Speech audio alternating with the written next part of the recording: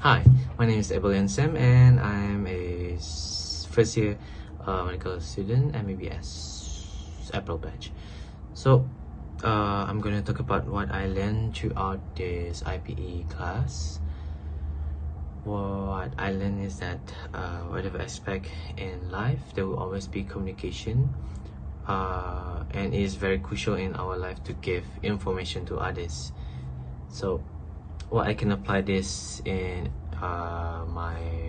in the future outcome, for example in the workplace in the future, for example in a working scenario, especially as a doctor. So you need to give information and also instruction that can be delivered clearly and effectively to them. So why is this crucial?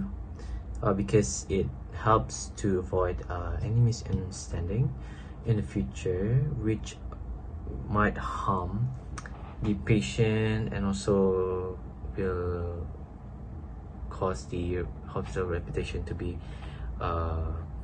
affected by it. So communication, there are a lot of types of communication and which help us to communicate effectively, and through this course and also the activities I was able to learn and improve my communication skill and use it for my personal life even as a medical student.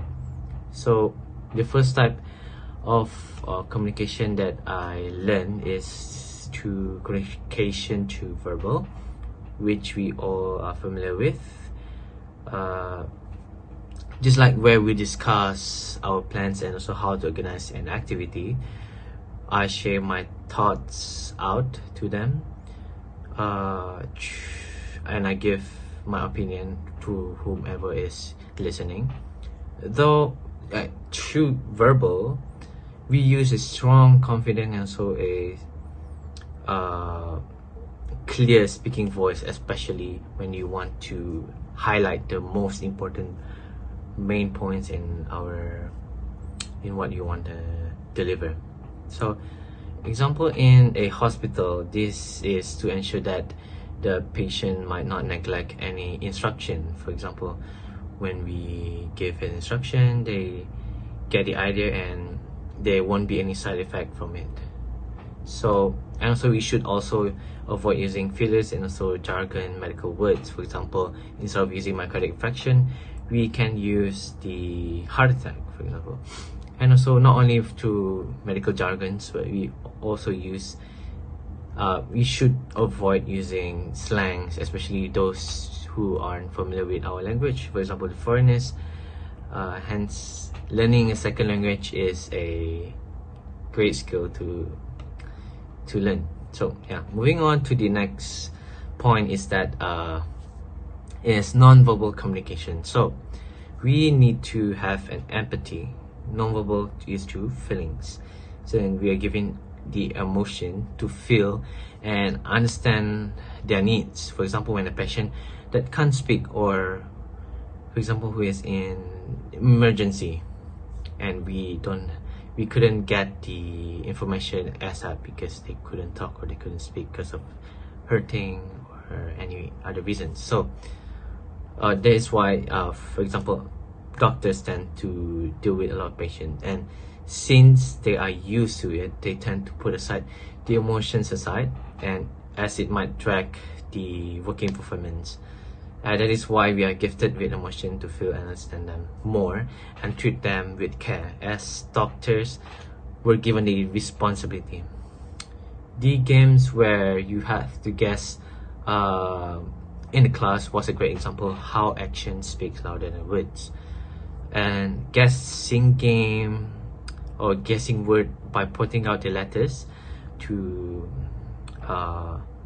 connect the dots, and this requires teamwork and so communication, of course, as they need the muted person to tell which is right without verbally saying what is right, instead of using yes or no. So yeah, hence this is what I understand the importance of empathy in the healthcare industry, and through non-verbal communication, and that is for non-verbal. Next is the third type of communication, which is visual communication. True visual communication is through object and things that you can see, and as you can see around here, there are colors, right? And every color has a meaning. For example, red resembles something alarming, yellow means it's a warning, and blue is calm.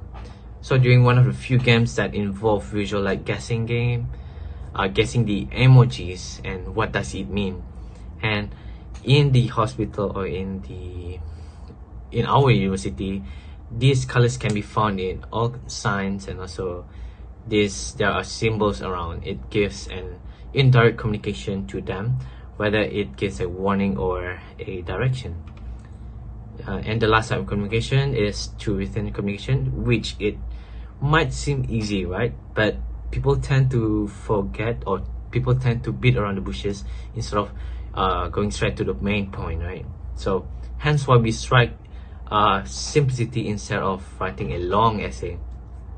Then although text is hard to point out the emotion, also the tone into words, and that is why the last part of this type of communication, we need I need to practice over time to carry out it effectively. So to conclude my reflection, to master effective communication, I need to apply these 4 major types of communication: verbal, non-verbal, visual, and so written in my daily life, in my medical school, and also in the future where I become a doctor. And I learned a lot of skill from this course for sure. So yeah, that's all. Thank you.